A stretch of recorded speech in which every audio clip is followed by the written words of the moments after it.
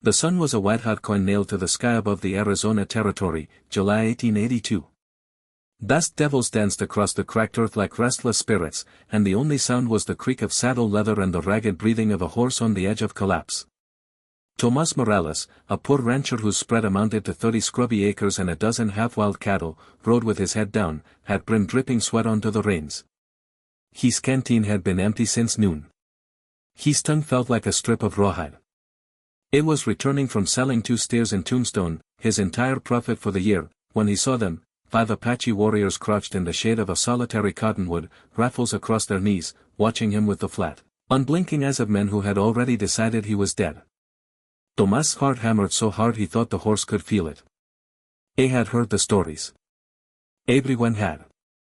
Apache raids had burned ranches, stolen children, left widows screaming at empty horizons. His own cousin lay in a shallow grave outside Contention City, throat cut ear to ear. The smart thing, the only thing, was to wheel his horse and ride for his life. But the horse was spent, and the warriors were fresh. Pruning would only delay the inevitable. Tomas swallowed dust and kept riding, slow and steady, until he was 20 yards away. Then he stopped. One of the warriors rose. A scar ran from his hairline to his jaw, pale against bronze skin. He said nothing, but his hand tightened on the rifle. Tomas lifted the empty canteen and shook it so they could hear the hollow slosh of nothing inside. Then, deliberately, he unhooked it from the saddle horn and held it out. The scarred warrior stared as if the rancher had offered him a live rattlesnake. Tomas dismounted. His legs shook. He took 3 steps forward and set the canteen on the ground between them. He backed away, palms open. Minutes crawled by. A crow cawed overhead. Finally, the scarred warrior, later Tomas would learn his name was Hashka, picked up the canteen. He sniffed it, shook it, then looked at Tomas with something that might have been suspicion or wonder. He tossed it to a younger warrior, who drank greedily, water spilling down his chin and darkening the dust on his chest. Tomas stood there, unarmed, baking under the sun, waiting to die.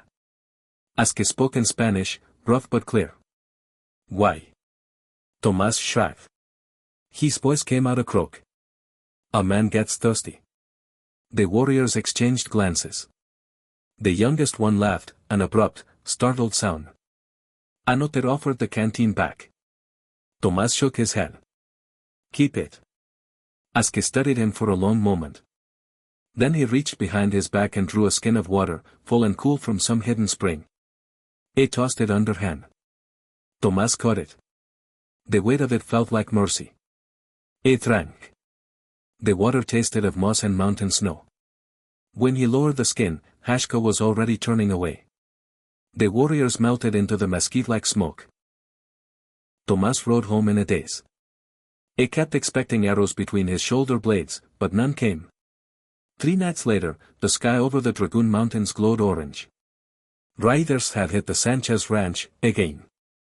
Tomas heard the gunfire from his porch, saw the flames licking the darkness. He stood there clutching his old Henry rifle, knuckles white. Part of him wanted to ride over, to help, to fight. Another part whispered that Apaches never forgot a debt, and debts could be paid in blood. He saddled his horse anyway. When he reached the burning ranch, he found old man Sanchez and his daughters huddled behind the corral, faces streaked with soot. But the raiders were gone. In their place stood Hashka and 4 warriors, rifles trained on the darkness, guarding the family they had once terrorized. Hashka turned when Tomas rode up. Moonlight glinted off the scar. You came, he said simply. Tomas dismounted, unsure what to say. Sanchez stared at the Apaches as if they were ghosts. Hashka spoke again. No more burning tonight. Sanchez found his voice. Why? Hashka looked at Tomas. Because he gave water. That was the first crack in the wall. Word spread slowly, the way rumors do in a land where no one trusts anyone. A rancher gave water to Apaches and lived. Apaches guarded a rancher's family and left. People called it madness. Others called it a miracle. Tomas didn't feel like a miracle. He felt tired. His cattle were still thin, his roof still leaked, and every creak in the night still made him reach for the rifle. But something had shifted inside him, like a wagon wheel finding a new rut. One morning in early September, a shadow fell across his doorway. Aske stood there alone, holding a bundle wrapped in deerskin. Tomás' hand went to the pistol on his belt before he could stop himself. Aske noticed but said nothing. He laid the bundle on the table. Inside was a Colt revolver, new, oiled, beautiful, and a pouch heavy with silver coins. For the steers you will lose, Hashka said. My people take. Now I give back. Tomás stared at the gun. I can't buy peace with this. You already did, Hashka replied. With water. He left before Tomás could answer. Winter came early that year. Snow dusted the huachucas, and the grass turned silver. Tomás' herd should have starved, but every few weeks a deer carcass appeared on his doorstep, gutted and ready, no arrow marks, no tracks leading away. He knew who left them. In town, people whispered that Tomás Morales had made a deal with the devil. The sheriff watched him like a man waiting for proof. Children crossed the street when he passed. One Sunday after Mass, Father Ortega took him aside. People are frightened, Tomás. They say you're consorting with savages. Tomás looked at the crucifix above the altar. Jesus gave water to the Samaritan woman. Was he consorting? The priest had no answer. Spring brought the army. Captain Lawson rode in with 30 troopers, blue coats bright against the desert. He summoned every rancher to the presidio. Morales, he said without preamble, we hear you've been talking to hostiles. Tomás stood in the sun-baked courtyard, hat in his hands.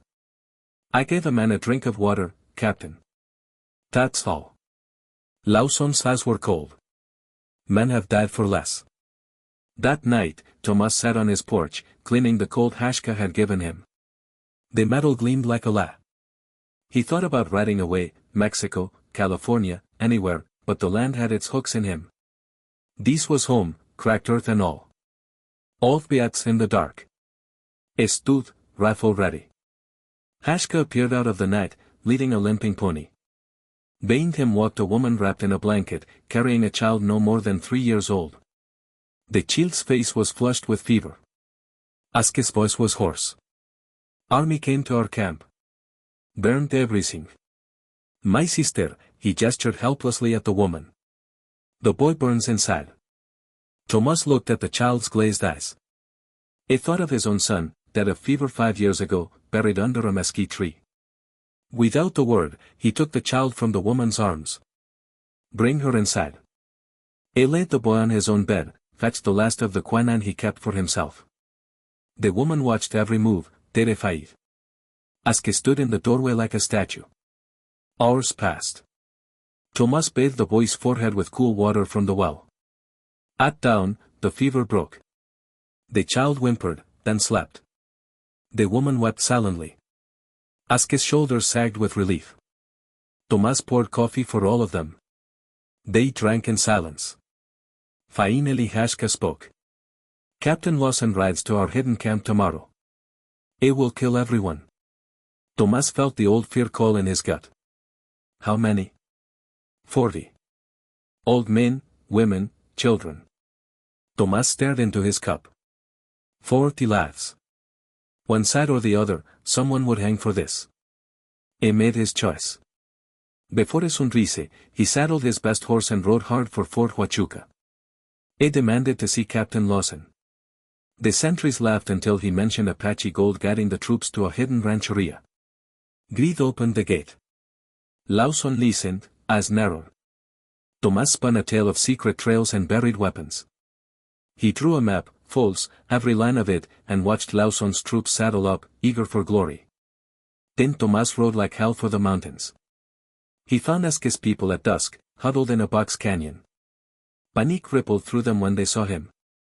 Aske stepped forward, knife in hand. You betrayed us? No, Tomás panted. I sent the soldiers the wrong way. You have until midnight to cross the border. After that, I can't help you. Aske stared. The woman, his sister, clutched her son and began to cry again. There was no time for goodbyes. Tomás helped load the old ones onto ponies, handed out the last of his jerky. When the canyon was empty, he scattered the ashes of their fires and rode back down the trail. He met the soldiers at dawn, muddy and furious. Lauzon's face was purple. Where are they, Morales? Tomás shrugged. Apaches Captain. Everybody knows that. Lauzon struck him across the face with a gloved hand. Blood filled Tomás' mouth. You'll swing for this, the captain hissed. But he didn't. Because 3 days later, a courier arrived from Washington. Some politician back east had read about the water miracle in a newspaper, someone had talked, and suddenly the army had bigger problems than one meddling rancher. The territorial governor wanted peace talks. Hostilities were suspended pending negotiations. Tomás never saw Hashka again. Years passed. The wars ended, not with a bang but with treaties signed in dusty rooms. The Apache were moved to reservations. The cavalry rode away. Tomás' ranch grew a little. He married again, a quiet widow from Sonora. They had 2 daughters with his dark eyes and their mother's gentle laugh. One afternoon in 1898, a stranger rode up to the gate. Old now, scar white against weathered skin, Hashka dismounted slowly. He carried no weapon. Tomás met him on the porch. Neither spoke for a long moment. Finally Hashka reached into his pocket and drew out something wrapped in faded calico. He unfolded it carefully. Incidentally the empty canteen Tomás had given him that day under the cottonwood. I kept it, Hashka said. To remember. Tomás took it. The leather was cracked, the brass cap dented, but it was the same. Hashka looked past him to the house, where children's laughter spilled through the open door. You gave more than water. Tomás' throat tightened. You gave more than venison. They stood there while the sun sank behind the mountains, painting the sky the color of old blood turned to gold. When Hashka mounted to leave, Tomás walked beside his horse to the gate. At the fence, Hashka paused. The boy lives. He is tall now. He asks about the man who saved him. Tomás smiled, eyes wet. Tell him the man was thirsty too. Hashka nodded once. Then he rode away, a solitary figure dwindling against the vastness, until the dust settled and the desert took him back. Tomás kept the canteen on a shelf above the fireplace. On quiet evenings, he would take it down and turn it in his hands, feeling the weight of a single moment that had bent the arc of history just enough for mercy to slip through. And sometimes, when the wind moaned through the cottonwoods, he imagined he heard water sloshing inside, cool, clear, impossible water that had quenched more than thirst.